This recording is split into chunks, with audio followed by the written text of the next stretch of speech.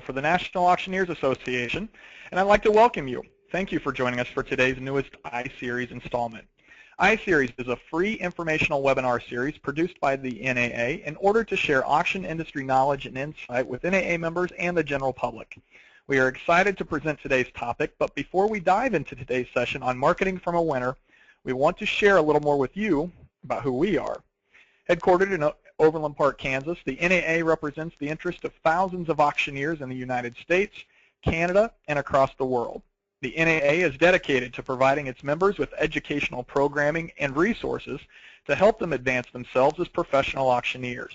Members abide by a strict code of ethics and are connected locally, regionally, and nationally to an extensive network of auction professionals. The NAA exists in order to provide critical resources to auction professionals that will enhance their skills and successes so that its members will be the preferred auction professionals used in the marketplace. Among those critical resources is the iSeries, and today's session is to discuss effective marketing tips. Our speaker for today's subject is Krista Shuman. Krista is a member of the Hall & Hall auction team based in Eaton, Colorado. She has a degree in agriculture economics and sales and marketing from Purdue University. She began her career in agriculture chemical sales before moving to pharmaceuticals with Pfizer Incorporated. Krista calls her current career in the auction profession a happy accident. When her husband Scott joined Hall & Hall and launched their auction division, Krista came along for the ride, and since then her past sales and marketing experience has served her well in the auction industry. Her efforts include helping Hall & Hall win the 2014 NAA Marketing Competition Auction Campaign of the Year.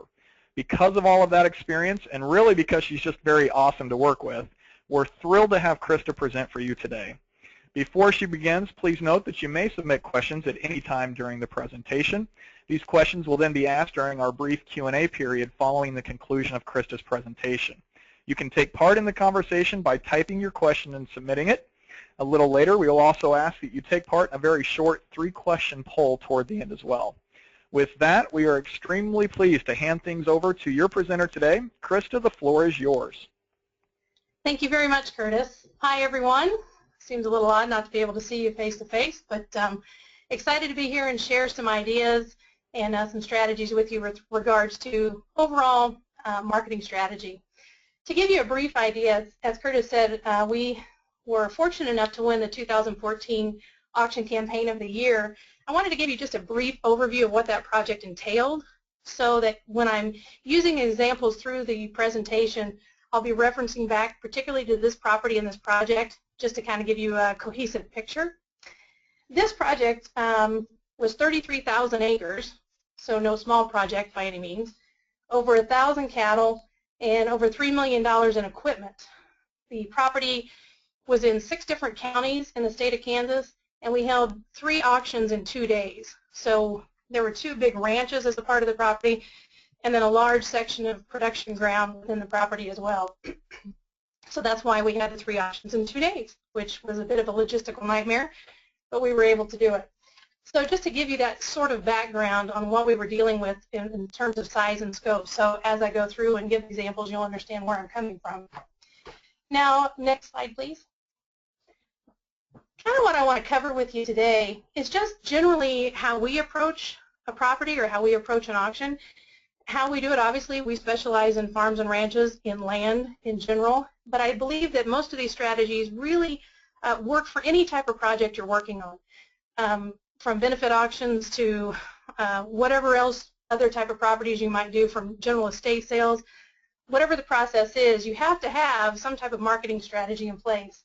So what I want to cover today basically is campaign objective, identifying your audience, developing a marketing plan, determining a budget, your analytics and follow-up, and then at the end I'll give you just a couple of tips that we've discovered for the actual contest itself. Next slide. Now, as far as a campaign objective, sounds simple. Most people go into it and you say, I've got to maximize the dollars for my client. Makes perfect sense.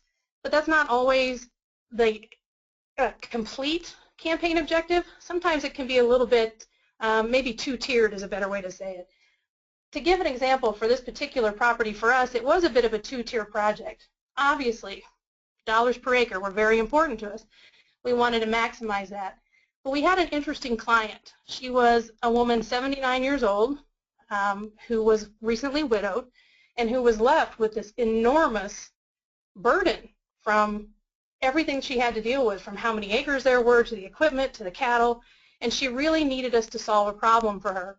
And I think when you look about your campaign objective, you need to think about that. It's not always just maximizing dollars, and how you approach your client, how you approach your advertising, how you approach every aspect should always refer back to who your client is, what the actual campaign objective is. So as I said, as the examples, maybe maximize dollars per acre is the one and only objective. But maybe it's also like we had with Mrs. Hager, solving some sort of problem. For her, it was alleviating this problem of this huge burden of this property. Or maybe it's something of bringing awareness to something or liquidating something. Whatever that campaign objective is, always have that in the back of your mind for every decision that you make. Every decision should reflect what that objective is. Next slide. Next is identifying your audience. You know, you have to know who you're dealing with, who you might be dealing with. And for us, this is particularly important in the types of properties that we deal with. It's very important for us to have a type of buyer profile. You can't begin your marketing campaign, you can't know who to market to until you've sat down and really thought about who might purchase this property or this, whatever it is that you're selling. For us, obviously the who, we create the buyer profile. And off to the side there, you can see I've listed some examples of the type of buyers we thought would purchase this particular property. So we had our production land buyers, our cattle ranchers who would be expanding their operation. We had surrounding landowners or cattle feed yards. We knew we wouldn't have any corporate land buyers because there are certain laws in the state of Kansas that corporate buyers cannot bid at an auction in these types of situations. So we had a pretty clear idea of who our potential buyers might be. From there, we ask ourselves the why. What's their motivation?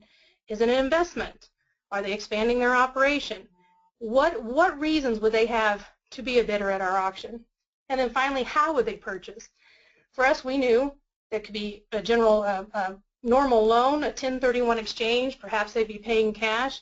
And it may seem strange that this would play into the marketing, but it really goes hand in hand because, for example, if they're having a loan, if they're going to get a loan, a traditional loan or a 1031 exchange, that becomes very important that we work closely with lenders and bankers in the area who might be the ones that have clients that would be interested. So you get a bit of, if you want to say, free marketing out of it because you've got those people who it's in their best interest to talk to their clients or to develop new clients who are already marketing that property for you. So it's just another way to think of what's another way to work with other people within the area for some additional advertising. So once you've kind of identified your audience, you can flip to the next slide. Then you come up with your marketing plan. So with a pretty clear picture of who the potential buyer could be here, that's when you start breaking it down and getting into what tactics you really want to use. How's that going to look? For this particular property for us, this project, we knew that these were the basic areas we really needed to hit hard based on where the property was, the type of buyer that we thought would be a part of it. And so we had the print, digital, social, radio, press releases and news service, our brochures and postcards, some direct mailings, and also our signs, property signs, and our information days. Now, every project is different. Every project will be a combination of these, maybe more heavily weighted one to the other. It really just depends on the particular property, and that's why you identify your buyer so you can kind of see or lead into how exactly you want to target each of these tactics. For us, to give you an example of each, for print, we're in a very rural area with this property, so we knew print was still going to play a large part in how we wanted to advertise this particular property. In Kansas, for example, they have what's called the High Plains Journal. It's kind of what some people refer to as the Bible of that area as far as land and basic information about production agriculture. We knew that was going to be a hard hitter, one that we really needed to be in. And we based our print campaign around those ideas, what people in production agriculture would be most in tune to, where they would get their information. As far as digital, we put quite a bit of effort into digital. We believe that there's some pretty significant websites that are very good when advertising land properties. One example would be LandWatch. We advertise very heavily with them, and in fact, with the banner ad we had with LandWatch, it was the best performing banner ad they had on their entire site in 2014. So I felt like we got some good bang for our buck there. But you have to look and see what plays into this. What digital aspects do I want? Most prints, they have digital options now. So you try to put packages together that enable you to get more bang for your buck, both in print and digital. As far as social, we had a pretty heavy Facebook campaign, as well as videos on YouTube. You have to look, that's such a new area. There's a lot you can do with purchasing ads on Facebook, and that's something that we honestly are still diving into and figuring out the best way to use that and how to maximize the potential there. But we were strategic in placing little bits of information on our Facebook posts as the auction was progressing, as the advertising campaign progressed, just to keep an interest, to tweak an interest, and hopefully further some advantages there. For this particular campaign, we did utilize radio. That's something we don't normally do. It really is very property specific, but this property lent itself to that because of so many of the noon ag programs that are on in that general area. We took advantage of that. So as people are driving around during the day, have that avenue for the advertising as well.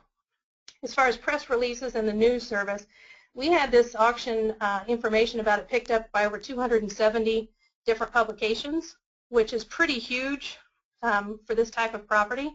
So it really is, if you have the budget, if you have that type of property that you think would draw the interest, it really is worth working with a PR firm or like PR Wire or something to get those news releases out beforehand. That's just additional free advertising if you can get them to pick it up because of some type of interest in the program.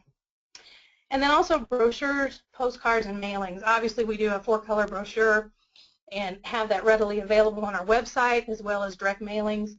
For this property, we did do something a little bit different. We knew that potential buyers could be neighboring property owners, so we really wanted to make sure that we had good coverage in the general area.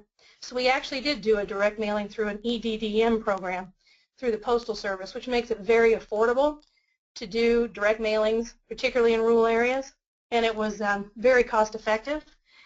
Do we do that every time? Not always. Again, you have to look at your project and decide, is this somewhere where it fits? Is it going to be bang for my buck? Is it going to be worth the investment, or is it just kind of wasted money? Because if you're like us, you have limited budgets, so you want to make sure you're doing the most effective things you possibly can with your client's dollar. And finally, signs and information days. Obviously, we put property signs, but there are some unique things sometimes that you can do in that category. A good example, Scott, my husband, he is, I think, currently still the only 3-time winner of the auction campaign of the year, so he kind of knows what he's doing, I think. And he had a property in northern Wisconsin, and it was a huge recreational property, home sites, different things, very large property. And it would have made sense at that time, this was 15 years ago, to put billboards around Chicago. And those paid off tremendously. And that was just a different way, thinking a little bit outside the box for that particular property, because it was going to be people from that area buying vacation properties.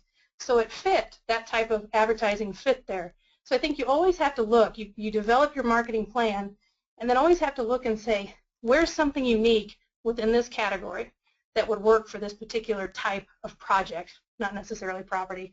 That's just my wheelhouse, so forgive me for saying that. But you just have to look and think outside the box. What can I do? What's something special within digital, within print, that is just a little bit outside the box that would fit with whatever project you're working on? All right, the next slide, develop a marketing plan. Obviously for us, in our example, we usually have a 6 to 8 week marketing period. We believe it creates urgency. If you put something out too long, we believe that becomes stagnant. So for us, we really strive for that 6 to 8 week marketing period. From there, once we determine an auction date, obviously we tend to back dates. We look at it and say, here's our auction date. We've got a 6 to 8 week marketing period. From that, it determines our go live date. And our go live date is when everything hits the advertising market. So all our marketing materials are prepared and placed in theory, our property information packets are complete.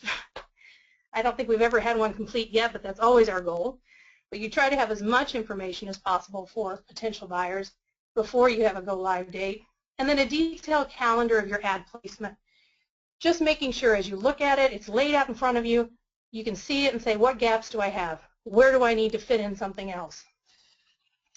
And the next slide is determining your marketing budget. So once you've developed that client, you've identified who that's going to be, and you've got your strategy in place, then you've got to kind of, push the pennies. So determining your advertising cost per category, how much you're going to spend in print, how much in digital, how much on a brochure. Your production costs, both in-house and outsourced. Are you going to create all of your marketing materials in-house, saving you some money, or are you going to have to outsource certain things? And then also utilizing cross-platform resources. I think this is very important and something that's often overlooked. One is existing ad contracts. For us, we maintain some advertising on, for example, different websites or in different publications. At that time, maximize your budget. Change those general branding ads that you might have over to auction-specific ads so that it enables you then to maybe maintain a branding ad longer because you're able to bring in different auction advertising, specific auction advertising. And it just allows you to extend the time that you're advertising. It also allows the budget to go a little farther. Social media, same way. Just making sure that you're using those resources that you already have and use on a regular basis, that you use those for your auction-specific advertising. And third, definitely your NAA contacts. This is a very important aspect for us. I want to say, use and abuse a lot of NAA members in a good way, I hope. A good example here with this particular auction, we had a little over $3 million worth of equipment that our client wanted us to help her take care of. Obviously, equipment, that's not our wheelhouse. So we wanted to bring in someone that we knew could handle the operation, but also to co-brand with us. So our client tasked us with taking care of that, so we brought in Sheridan Auction and Realty out of Michigan, who works with us regularly. They took over the auction portion for the equipment. We co-branded with them all of our marketing pieces that we had for the land and the ranches had references back to the equipment auction and vice versa. We also were able to take advantage of all of Sheridan's marketing from a digital perspective as well and vice versa. It was just a really awesome way to use some cross-platform resources in order to maximize the event for both of us. Next slide.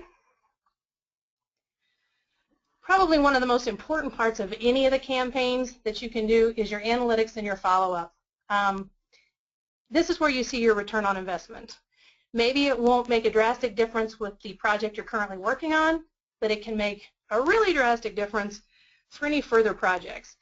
It really doesn't do you any good to place advertising or to go to all this trouble or to do all these things if you're not, stressing and not really looking at how did this work?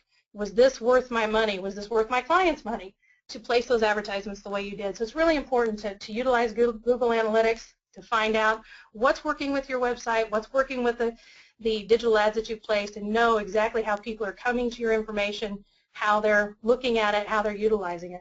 For us, another one is our website question. Whenever you go to Hall & Hall to register to look at a property, we ask that question, how did you hear about it? And give a list of different publications or venues or ways that you could have seen the property just to give us an idea. What drove them to our website? How did they find us? Direct contact, anytime, whether at an information day or on the phone when they call into the office or any emails, we always ask that question, where did you see it? See, it sounds simple, but sometimes that's easily forgotten, but a huge way to really see what advertisements are working. And finally, contact relationship management software. Not everybody has this, but it is something, whether you have a big fancy system that can track things for exactly what, for the profile for each of your buyers or people that were interested, or if you're doing it on your own, maintaining different mailing lists. The important thing is to make sure that they're well vetted and that you really know what people are interested in. Now, for example, some of the most important people at an auction are your backup buyers, your backup bidders, because they didn't get anything purchased, but you already know what they were looking for. So if you don't have a way to manage that, a way to track that, you're kind of shooting yourself in the foot. So there has to be a way that you can gather that information and put it into a format to benefit you later. It sounds daunting sometimes, a little overwhelming, but it's definitely something worth the resources in order to follow up with that. And then finally, NAA contest hints. As I said, Scott's the only that I know of 3-time winner of this particular award, and he kind of has this sixth sense about when a property might be right for that, and I get kind of tickled at him for it. He'll say, you know what, this could be an Auction of the Year candidate. How he thinks that's any different, I don't know. But some important contest hints. 1, prepare a comprehensive plan. Make sure every avenue is explored. Think outside the box. In what ways this could be a unique property. 2nd, recognize and highlight the uniqueness of the property from day one, and make sure and take plenty of pictures, lots and lots of pictures, not only for the campaign itself, but also to remember sometimes you get so many projects going, when you look back, you need those pictures to remind you why it was such a special project. Utilize your fellow NAA members, and I can't stress this enough. We had fellow auctioneers, IAC champions, several different people from many different walks that came and helped us with this project. It enabled us to utilize their marketing tools. In turn, they use our marketing tools, and it was just a really good way to make sure that our program went off without a hitch. A good example, we had a property in Virginia, which was a very different type of property for us. It was a historical property. First thing we thought of, who could we contact within the NAA? Who could help us figure out the proper way to market that property? Well, obviously John Nichols. So we gave John a call, and he was more than happy to help and give us a direction and put us in contact with some people that could help us to figure out the best advertising campaign. And I think that's one thing, if I can stress, is utilize your NAA members. That's why you're a part of this organization, is so that we can better one another. And when you, instead of being so competitive sometimes, if we really work to help one another, when an auction is good, it elevates everybody. It elevates every auction. So that's why we want to make sure that you're utilizing the NAA resources that are available to you. And finally, follow the directions. That sounds really simple, but there are so many things. There are so many great campaigns when it comes to contest time in any of the categories. So many great entries. But if you did one little thing, you forgot to put the NAA logo on or whatever it called for, you're the first one they're going to say, well, didn't follow the rules. So don't cause yourself heartache just because you forgot one little thing. Make sure that you follow the rules and do everything according to plan. So anyway, that's kind of my hints that we have. We approach every auction, every project we have in this exact same way, and hopefully you've gleaned some useful information. So Curtis, do we have any questions? We do. I wanted to first say thank you so much for your insight and knowledge, Krista. Excellent presentation. I know I learned something, and I'm hoping most everyone who's been a part of iSeries today has done the same. That said, we did mention earlier that we'll open the floor up to folks if they have any questions for you. They can submit those questions. We'll do our best to get to as many of them as able. We're kind of pushing up against time, but we'll work through a couple here at least. The first one that came in here is one that comes up quite a bit, but maybe it's something that we all overlook because we get into our own habits. What's a common mistake you see in marketing campaigns that folks can easily avoid? Well, I think one of the mistakes people make is trying to be everywhere, if that makes sense. I think you really have to think hard about how you're spending your advertising dollar. What's going to give you the most bang for the buck? Just because there's 55 different websites you can be on doesn't mean that it makes sense to be on 55 different websites. Where do the buyers really come from? What are the ones that are really going to give you the most bang for your buck? I think sometimes we kind of panic and want to say, oh my gosh, I've got to have it here, there, and yonder, when really that may not be the case. And one more question here. On a small budget, I know this is something that probably affects a lot of members, and I'll even say, sometimes it affects our decision making, and I'm sure yours as well. What kind of tips do you have for someone that is trying to do an effective campaign but has to do it on a small budget? Oh my gosh, story of my life. There's never enough. I always feel like I'm trying to get blood out of a turnip. Again, it kind of goes back to the question before. I think you really have to do your research and say, this particular type of buyer, where are they going to look? What's the first place they're going to look? how are they going to, if they were looking for this type of property, because I deal in properties, where are they going to go? And you have to focus your advertising dollars there. I think the other thing you have to do, like I said, with your cross-platform resources, really look at what's available to you within your company, maybe within some affiliates that you might be involved with, or even fellow NAA members. If there's a way you can involve other people in your project, there's also ways you can take advantage of their advertising venues as well. So just trying to figure out how to get the most money for your dollar. And don't be afraid to ask. Believe me, I negotiate with everybody. Is there any way you can do this cheaper? Can I get it this way? How about if you throw in this with it? You really do just have to ask, because most people are willing to work with you however they can. Excellent. All right, folks, I do apologize. We've only got a couple of minutes left here, and we need to move on. So we do thank you for everyone who submitted questions. If we didn't get to them, again, I do apologize for that. That said, it's time for you to give us feedback on today's session. So please see the poll on your screen as they pop up here and answer the questions as they appear. We're going to move fairly quickly through these, so please answer as swiftly as you're able. The first question of 3, overall, I feel that I have learned something here today that I can use in my own marketing strategy. You'll see that pop up here in just a moment, and when that does, we'll have you answer that. And we'll leave it open here for a few seconds, maybe 5 more.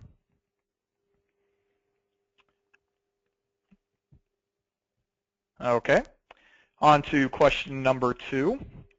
On a scale of 1 to 5, with 5 being the highest score and 1 being the lowest score, how would you rate today's iSeries presentation? Again, 5 is the highest, 5 is the best, 1 is the lowest. We'll leave that open here for just a little bit. And as we're waiting for folks to fill in their answer, again, thank you for your feedback. It does help us direct future iSeries events, so we greatly value your feedback. Give it a couple seconds here.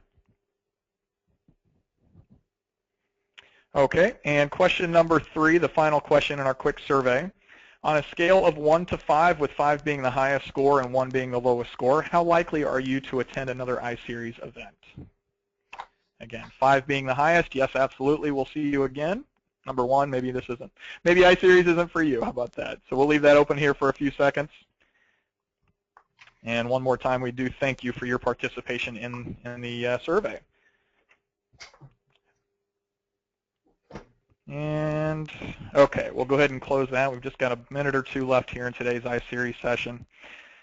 Okay, thank you again for taking part in that survey. Before we do end today's session, please note that we're hoping you'll build off of what you've heard from Krista in today's iSeries.